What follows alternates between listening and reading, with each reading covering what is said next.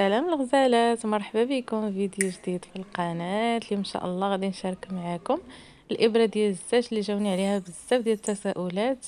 هذه كناخذوها من عند العطار، دايره ما بين 25 30 درهم على حسب البلاصه وعلى حسب العطار، يعني العطار اللي كيبيع الحشوب وكل ما كيخص الحنه. بالنسبه للرقم دائما كيجي مع رقم 20، هو اللي كنلقى غالبا ودائما عند الناس اللي كيبيعوها.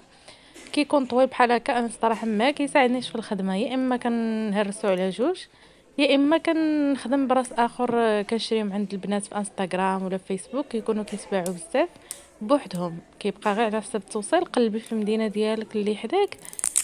كيكونوا كيبيعوها، غيبيعوها لك يعني بثمن نيشان بلا توصيل. قبل ما تشريها خصك تقلبيها واش كتدخل وتخرج بسهوله، يعني ما تكونش معكسه من الاول باش ما تعكسلكش فاش تكوني كتنقشي بها. انا هنايا ضروري هاد المرحله هذه اختياريه، انا بالنسبه لي ضروري كنديرها، كنغلف البره ديالي بالسكوتش من الفوق حتى لتحت. فبالنسبه للبنات اللي كيقول لك زعما غادي تعذبك في يدك ولا كيتوسخ ولا ما كيبانش، انت اصلا كتكوني كتنقشي به، هو مريح لك انتيا ماشي الكليانه ولا اللي غيشوفك. يعني نتيا غادي الا تهرست البرا ولا شي حاجه ما غتجرحكش في يدك ولا ما تطرطقلكش في يدك، الله يحفظك. كيكونوا شي مرات كطيح لك شي حاجه في الحنه ما كتشوفيهاش ولا كتخرج في داك الرويص، يعني كيتخنق البرا كتطرطق، ولا شي مرات كيكون الهواء مجموع مع هي راه رقيق داك الزاج ديالها، ما تحقروش تقولوا راه غليظ ولا شاد راسو، راه رقيق راه والو. راه عاد دابا كنت هنايا علاش جبت هاد البرا، تهرست ليا البرا غير هكا هزيتها من الفوق، هو يطيح داك الراس ديالها، طاح الراس، هاد اللعيبه هذه اللي بقات دابا وحدها طاحت راسها من الابره، حيتاش هي سلسه، ما عنديش انا معكسه يعني كتخرج وتدخل بسهوله. فغير قلبتها بحال هكايا هو يطيح لي. دابا هذه شوفوا هانتوما راه شويه شاده راسها، الاخرى عندي دغيا كيسلت لها هذا الراس وكطاح وتفرشخ الارض، اولا الا طاحت لك كيتهرس لك هاد الجهه ديال الحديد. فالصراحه من الاحسن يعني داك السكوتش باش يديك انت تحافظي عليهم، وهادشي اللي كاين. بالنسبه للحنه دائما كنديرها هكا في بلاستيكه، كنصفيها مزيان وكنأكد لكم انها تكون مصفيه مزيان، حيت الا كان غير خشيشه صغيره غادي تعكس لكم في داك الراس حيت رقيق بزاف وطويل، ما كتوصل له الحنه على مده، يعني عاد كتوصل الحنه باش تخرج من الراس.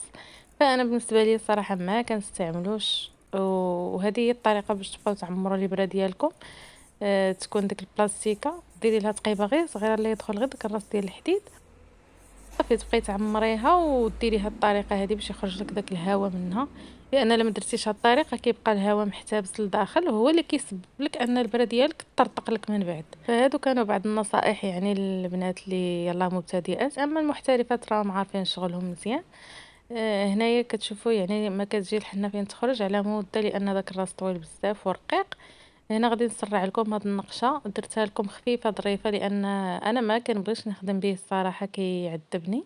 فكنختار نخدم براس قصير كيوصل الحنه بسرعه وما كيعذبكش في الخدمه الصراحه، ماشي بحال هذا انا بالنسبه لي كيعذبني. المهم كنتمنى يعجبكم الفيديو، ولا عجبكم ما تنساوش الاشتراك في القناه وديروا اللايك باش يوصل لاكبر عدد ديال الناس، وشكرا لكم بزاف.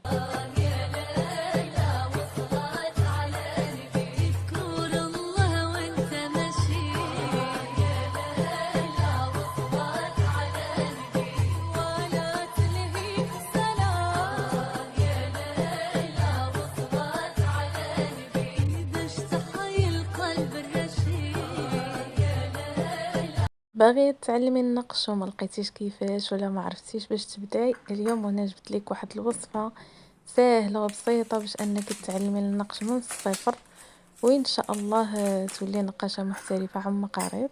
وتا البنات اللي كيديروا فيديوهات صراحه راه تحتاجوا هذه الوصفه هذه. هنا غادي ناخذ غير حنه اي نوعيه ماشي مشكل، لان هاد الحنه ما بغيناهاش تخرج لنا في اللون، داكشي علاش ما كيهم لا شكل ولا لون. المهم هنا غادي تاخذوا كميه مناسبه من الحنه، مثلا معلقه كبيره ديال الحنه، معلقه صغيره ديال سائل التنظيف ديال الاواني. هنايا غادي نوريكم كيفاش تحافظوا على الحنه من بعد ما تحلوها. هنا نجيب مقبض ديال التصبين، كنرجع ديك الحنه لبلاصتها وكنكمشها بحال هكا، وكندير داك المقبض ديال التصبين باش ما تطيحش وما يدخلهاش الهواء وما تبرد لكمش، يعني من بعد ما تبغيو تستعملوها. وصافي تغطيها الباكيه ديالها وتحطيها في المكان المناسب حتى ان شاء الله تستعمليها من بعد. ونكملوا الوصفه ديالنا ان شاء الله. غادي ناخذوا الحنه نخلطوها اولا بالماء، غير الماء عادي من الروبيني، انا عاد جبتو دابا كنجيبو غير من الروبيني من حدايا عادي. ومن الاحسن نبقاو تزيدوا شويه بشويه ديال الماء. انا هنايا خويتو بزاف، يعني تخوى ليا بزاف في الزلافه، ماشي مشكل. انايا الا شفتوها جاريه دابا انا غادي تجمع ليا، غتجيني هي هذيك. ولكن الا شفتوها جاتكم جاريه بزاف وما تجمعات لكمش، من الاحسن تزيدي الحنه غبره. والماء ديما بقيت تهزي بالمعلقه فاش تكون عندك هكا كميه صغيره، باش ما يديرلكش بحالي انا دابا هكا تخوى لي بزاف وجاتني الحنه جاريه، واصلا جايني صعيب الصراحه مع التصوير، ولكن ماشي مشكل، على قبلكم الغزالات كلشي كيفوت. المهم هنايا انا على قبل حتى اليوتيوب يعني كنبغي الصراحه نشارك معكم هكا وصفات، واخا هاد القناه دابا يعني ما فعليش فيها الربح، ولكن المهم كنحاول نشارك معكم داكشي اللي كندير باش كنخدم وحتى انا باش تعلمت وكلشي. يعني هاد الوصفه هادي ما جيتش لقيتها هكاك تعطاتني، كون غير شي حد اللي نصحني بها في الاول. انا في الاول كنت كنتعلم في يديا في رجليا، كنبقى نوسخ في جميع البلايص. فهاد الوصفه هذه الصراحه من الاحسن انكم تستعملوها وتتعلموا بها كيف ما بغيتوا. من بعد كتغسلي يدك وما كتبقاش بحال كنتي كتحلمي وصافي. يعني بحال يعني هذه الصراحه هي احسن وصفه باش انك تتعلمي بها الحنه. هنايا زدت الكميه اللي كافياني ديال سائل تنظيف الاواني، اي نوع ماشي مشكل حتى هو ما كيهمش. المهم صابون كيف ما كان باش كيمنع داك اللون د الحنه ما يخرج لكش في يدك نهائيا. صافي وكتخلطيها بحال هكا، كتبقاي على التحريك ديالها بحال كتخلطي الحنه عاديه وصافي. غير هي داك هاد السائل ديال التنظيف من الاحسن ما تكتروهش بزاف باش ما يرغوي لكمش في الحنه وما تقدروش تخدموا بها في البرا. هانتوما كما كتشوفوا انا الحنه ديالي راه تجمعات. انا هاد القوام هو اللي كيعجبني نخدم به، يكون كتكون مطلوقه شويه. هي راه ما كتجيش بحال الحنه الاخرى اللي فيها الدوليو وداكشي، لان هذه شويه كتجي في شكل ماشي بحال الاخرى. المهم انا ندير لكم التيست في يدي ومن بعد ندير لكم ان شاء الله نقيشه خفيفه. وحتى هي غادي نصفيها بحال الحنه العاديه. هنايا كما كتشوفوا انا درتها يعني في الوسط ديال اليد، وشوفوا ما كتعطيش اللون. يعني الحنه راه فاش كتخلطيها غير كتقيسها كتعطيك اللون، هذه ما شاء الله زعما ما كتعطيش اللون وغتهنيك. يعني بداك وسخ هنا وسخ يدك من هنا، فهمتوني. المهم هنا غادي ناخذ تقشيره د ليباموس. هنا غسلت يدي من بعد ما درتها وخديت تقشيره د ليباموس غنديرها في داك الكاس. فهنا ما بغيتش الصراحه نقطع التصوير، خليت الفيديو كيف ما هو. غنزرب لكم غير البلايص اللي خاصهم يتزربوا ونحيد غير المقتطفات، يعني بحال دابا اللي تعطلت فيهم وبقيت هكا كندير شي حاجه وصافي. يعني غادي نخليه لكم كما هو. هنايا غادي ناخذ ديك الحنه وغادي نصفيها بتقشيره في بلاستيكه. هنا ما كنتش حاطه بلاستيكه فقطعت التصوير ومشيت حتى جبت البلاستيكه ونظفت مكان العمل وداك الشيء، وعاد باش كملت لكم الفيديو. المهم غادي نقطع لكم هاد اللقطات باش ما نتعطلش عليكم وصافي. حيت بقيت كنحيد الحنه من الزلافه بيدي مده طويله ولقيت ما كاين حتى شي افاده في داك المقطع. المهم بعد جبت بلاستيكه ونصفي فيها الحنه ديالي. ضروري البنات بقاو تستعملوا بلاستيكه للحنه، سواء كنتو غتخدموا بها باللون اولا بلا لون، باش الحنه كتحافظ لك وكتبقى لك محافظه. يعني ما كيضربها هوا، ما كتنشف، ما والو، كتبقى لك صاينه.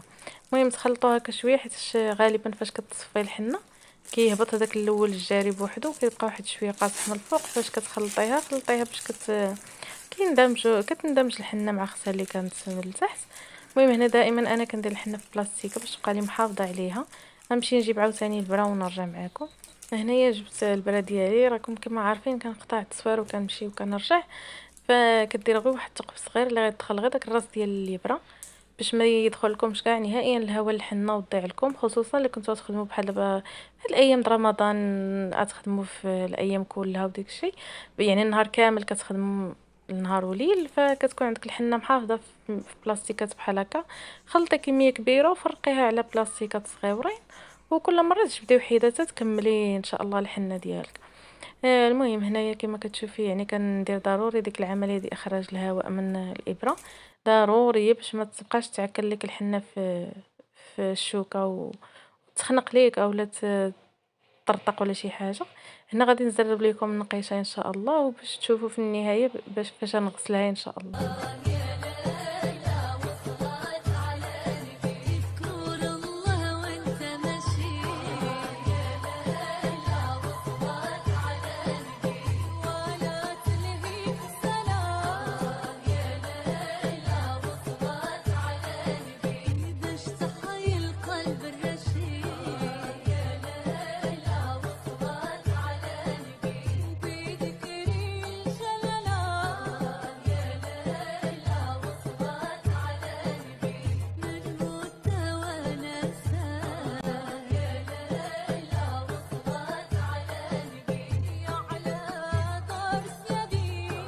كما كتشوفوا من بعد ما ساليت النقشه بقيت كنتسناه مده باش زعما تنشف شويه، ولكن عييت الصراحه ما قدرتش نتسناها تنشف كاع. وخديت هنايا بانيو ديال الماء، وكما كتشوفوها نتوما انا نفزكها قدامكم باش تشوفوا بان راه شدت شويه في راسها عاد باش درتها في الماء. هي حيت مزربه الفيديو وكنفركها مزيان، المهم كنحيدها. ومن بعد ضروري البنات ما ترطبوا يديكم، ديروا مرطيب ولا زويته ولا اي حاجه يعني باش ترطبوا يديكم، حيت عارفين هاد المواد ديال التنظيف كينشفوا اليديدات وكينشفوا البشره، فمن الاحسن ترطيب. كيف كتشوفوا ما بقى والو. فينا هي الحنه اللي كانت هنا؟ فينا هي؟ والو تقولي كتكذبي. صافي كتحيد ما كيبقاش لا طراس نهائيا. وهذه الحنه هنايا راه عندي، كنت كنتيستي واحد الوصفه ديال الحنه، وقلت ندير صبيعاتي ندير واحد الدورة عليهم خفيفة نشوف اللون كيفاش يخرج. هي الصراحة خرج اللون زوين، ولكن ما اقتنعتش به 100%. داكشي علاش انا دائما كل مره كنجرب وصفه هاد الحنه كندير تخليطه. هذه نقيشه نيت درتها بهاد الحنه هذه. وهاد النقيشه حتى هي نفس التخليطه كنديرها دائما باش كنقش. وهاد الحنه هادي علاش درتكم هاد الفيديو بالضبط، حيت هاد النقش خدا مني وقت طويل، وهاد التسطيحه ديال اليد تنشفات تقريبا، يعني بقيت ما بقيت كنقاش وخديت الوقت حتى تقريبا هاد المربع كامل اللي الوسط نشف حيدته ناشف، ومع ذلك ما عطاتش ولو نقطه ديال اللون. فزعما الصراحه اللي بغات تعلم راه هذه هي اسهل وصفه باش انك تعلمي تطلقي يدك في الابره وتطلقي يدك في النقش كذلك. وحتى البنات اللي كيصوروا فيديوهات الله يسهل علينا وعلى جميع البنات ان شاء الله يا ربي. وحب لاخيك ما تحب لنفسك. الله اللي كيرزق والله اللي كيعطي اي حاجه، فماشي مشكل. اذا زعما الحاجه ملي تكون عندك تفيد الناس ماشي مشكل الا كنتي غادي تبارطاجيها مع الناس بواحد النيه صافيه وكل شيء. فانا هاد القناه اقسم بالله القناه الكبيره ديالي يعني اللي ديال صفاء حنا راه ما كنتخلصش فيها.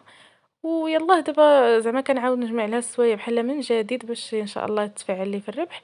كنتمنى تبارطاجيو فيديو وتدعموني بلايك ان شاء الله واشتراك في القناه، وديروا لي شي كومونتير باش الفيديو ان شاء الله يطلع. وشكرا لكم وتهلاو في راسكم.